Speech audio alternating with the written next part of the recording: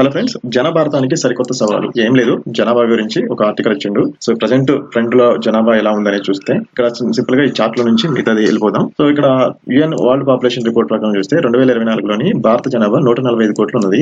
చైనాది 141.9 కోట్లు, అమెరికా 34.5 కోట్లు, ఇండోనేషియా 28.3 కోట్లు, పాకిస్తాన్ 25 కోట్లు. ఇన్ని 1, 2, 3, 4, 5 పొజిషన్ లో టాప్ 5 కంట్రీస్ ఇది 2024లో. అదే ట్రెండ్ ని మళ్ళీ 2054లో చెక్ చేసినప్పుడు అబ్జర్వ్ చేస్తే భారత్ పొజిషన్ అనేది అదే పొజిషన్ లో ఉంది. కానీ 145 నుంచి 169.2 క్రోర్స్ 169.2 కోట్ల జనాభా ఉన్నారు. అంటే 24.2 కోట్ల మంది పెరిగారు. కానీ చైనా 141.9 కోట్ల నుంచి 121.5 కోట్లు, అంటే జనాభా అరౌండ్ 20 కోట్లు జనాభా అనేది తగ్గింది. అమెరికా థర్డ్ పొజిషన్ లో 2024లో ఉంటే ఇక్కడ పాకిస్తాన్ థర్డ్ పొజిషన్ కి వచ్చింది. ఏంది జనాభా 25 నుంచి 38కి ఇంక్రీజ్ అయ్యింది. సో ఇక్కడ అమెరికా 34 నుంచి 38.4 కోట్ల జనాభా అయితే జనాభా పెరిగారు. కానీ పాకిస్తాన్ 25 నుంచి 38కి రావడం వల్ల జనాభా ఎక్కువ అయ్యారు అనమాట.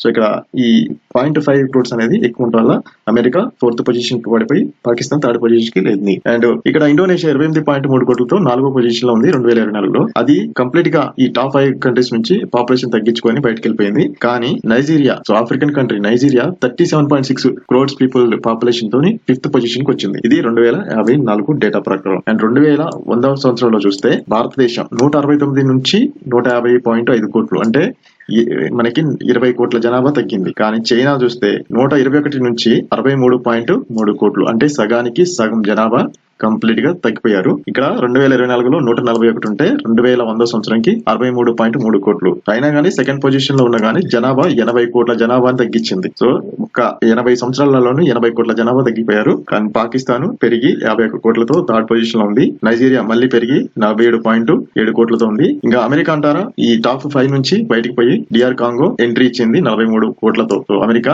38.4 క్రోర్స్ నుంచి తగ్గేసి బయటకు వెళ్ళిపోయింది.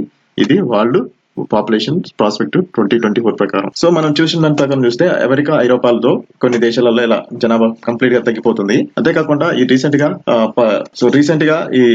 గా జపాన్ ప్రభుత్వం ఒకటి కొత్త స్కీమ్ కూడా తీసుకొచ్చింది. వారంలో 4 రోజులు పనిచేసి వాళ్ళ చిన్న పిల్లల్ని చూసుకోవడం కోసం ఇలా కొత్త స్కీమ్ తీసుకొచ్చేసి 4 రోజుల పని మాత్రం చేయాలి, మిగతా రోజులు మీరు పిల్లల్ని పెంచాలనేది చెప్పింది. బట్ అట్లా చేసినా కానీ జనాలు పెరగడం లేదంట.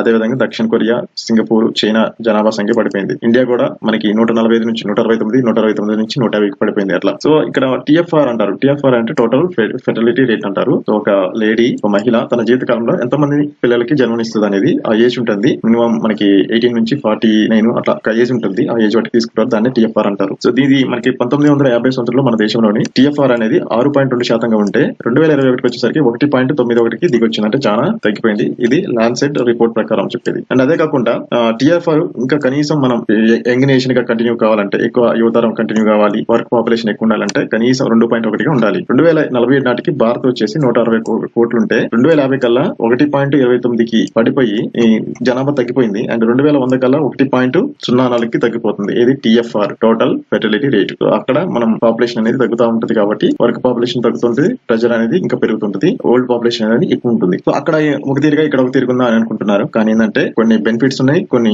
అంతే మనకి డిసడ్వాంటేజెస్ ఉన్నాయి. బెనిఫిట్స్ ఏంటంటే ఎక్కువ పాపులేషన్ ఉన్నప్పుడు మనం కంట్రోలింగ్, ఏది సెక్యూరిటీ గానీ డెవలప్మెంట్ గానీ కొంచెం ఏదైనా గ్రాడ్యువల్ గా మనం చేయలేము. అదే తక్కువ పాపులేషన్ ఉంటే క్వాలిటీ అనేది పెంచుకోవచ్చు, క్వాంటిటీ తగ్గించుకోవచ్చు. అలా దానివల్ల మనకు ఒకటి బెనిఫిట్. కానీ ఇంకా డిసడ్వాంటేజ్ ఏంటంటే ఒకవేళ పాపులేషన్ యంగ్ పాపులేషన్ తగ్గితే, ఓల్డ్ పాపులేషన్ పెరిగితే వాళ్ళకి కావాల్సిన మెడిసిన్ గానీ, వాళ్ళకి కావాల్సిన అవసరాలకి పనిచేసే వాళ్ళు గానీ ఉండరు. దానివల్ల ఏంటంటే చాలా మెడికల్ ప్రాబ్లమ్స్ వస్తుంటాయి, ఇష్యూస్ వస్తుంటాయి. సో ఇది మనం సస్టైనబుల్ గా మెయింటైన్ చేసుకుంటే వెళ్తుంటేనే కరెక్ట్ గా ఉంటుంది, లేకపోతే చాలా రిస్క్ ఉంటుంది. అంతేకాకుండా సిటీస్ లో ఏంటంటే ఆటోమేటిక్ గా విలేజెస్ నుంచి సిటీస్ కి మైగ్రేషన్ అనేది తగ్గుతుంది. ఆ తగ్గడం వల్ల ఏంటంటే ఇంకా సిటీస్ లో ఉండే పొల్యూషన్స్ కానీ ఎవ్రీథింగ్ అనేది చేంజెస్ ఉంటాయి. దానివల్ల మనకి ఎంటైర్ క్లైమేటికల్ చేంజెస్ కూడా డిఫరెన్షియేట్ అనేది చూపించింది. కానీ మన దేశంలో అబ్జర్వ్ చేసినప్పుడు ఏంటంటే తమిళనాడు, సౌత్ రాష్ట్రాలు ఏదైతే ఉన్నాయో తమిళనాడు, కేరళ, ఆంధ్రప్రదేశ్, తెలంగాణ, కర్ణాటక వంటి రాష్ట్రాల్లో ఏంటంటే జనాభా తగ్గుతుంది. కానీ నార్త్ సైడ్ అబ్జర్వ్ చేస్తే ఉత్తరప్రదేశ్, బీహార్, మధ్యప్రదేశ్ రాష్ట్రాల్లో భిన్నంగా, అంటే ఇక్కడ తగ్గుతుంటే అక్కడ డబుల్ ఉంటుంది. ఏంటంటే అక్కడ స్కీమ్స్ కానీ, పబ్లిక్ గవర్నమెంట్ స్కీమ్స్ కానీ, కంట్రోలింగ్ కానీ వ్యవస్థ అనేది కరెక్ట్ లేకపోవడం వల్ల ఇలా జరుగుతుంది.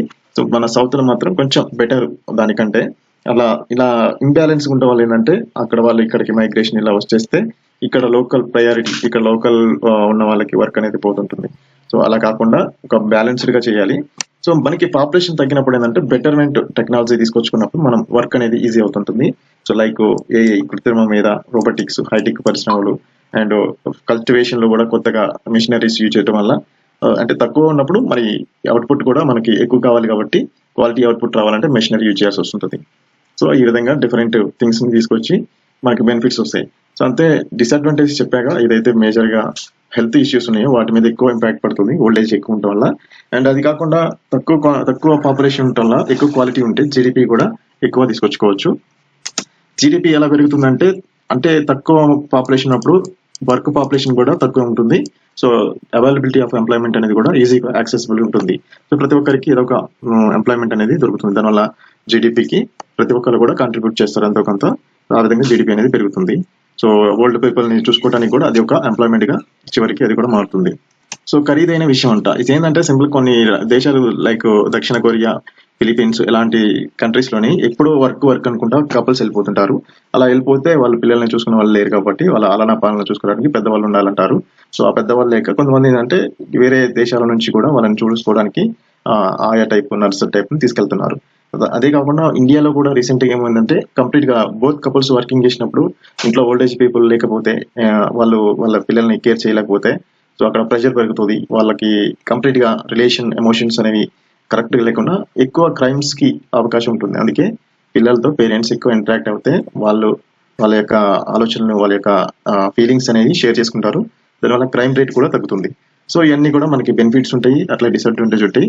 సో బోత్ వర్కింగ్ చేయడం వల్ల ఏంటంటే ప్రజెంట్ ఉన్న ఏదైతే ఇన్ఫ్లేషన్ ఉన్నాయో దానికి తగ్గట్టు మనకి మినిమం అమౌంట్ కావాల్సి వస్తుంది కాబట్టి అందుకే బోత్ వర్కింగ్ చేస్తారు. బట్ యాక్చువల్గా ఏంటంటే పాపులేషన్ తగ్గితే ఇన్ఫ్లేషన్ తగ్గుతుంది, క్వాలిటీ పెరుగుతుంది అండ్ క్లైమాటికల్ కండిషన్స్ బెటర్ అవుతుంది. ఇంకా చాలా బెనిఫిట్స్ ఉంటాయి. అలా కంప్లీట్ గా ఒక సస్టైనబుల్ మేనర్ గా ఉంటే మాత్రమే ఇదంతా పాసిబుల్ అవుతుంది. మళ్ళీ కంప్లీట్ గా తగ్గిపోతే అక్కడ మళ్ళీ మైనస్ అవుతుంది, కంప్లీట్ గా పెరిగిన ప్రాబ్లం వస్తుంది. అందుకే బ్యాలెన్స్డ్ వేలో పాపులేషన్ అంటే ఉంటే బెటర్ అని నా ఉద్దేశం. మీకేమనిపిస్తుందో కింద కామెంట్ చేయండి. ప్లీజ్ నచ్చితే షేర్ చేయండి, లైక్ చేయండి, సబ్స్క్రైబ్ చేసుకోండి. Thank you.